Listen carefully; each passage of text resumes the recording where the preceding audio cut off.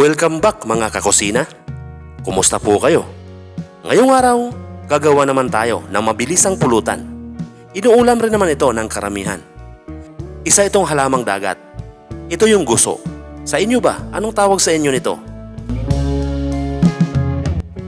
Umpisahan na natin. Lapuhan or banlihan ko lang itong guso ng mainit na tubig. At pagkatapos, timplahan na natin.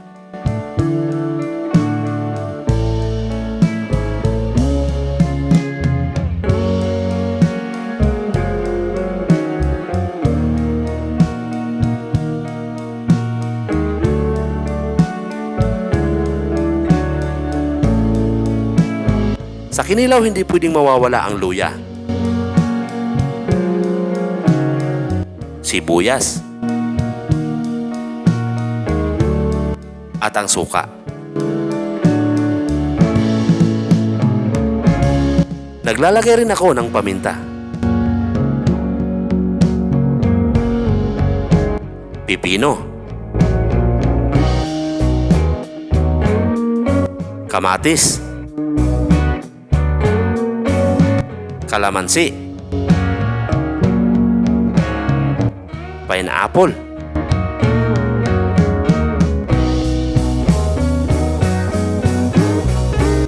kunting magic sarap,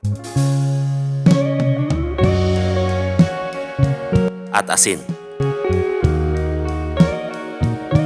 Imikos-mikos lang natin.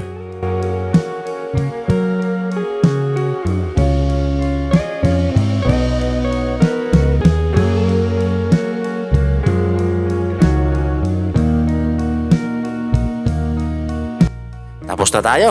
Ganun lang kadali.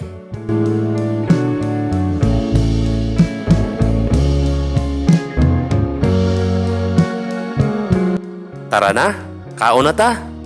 Lami kayo.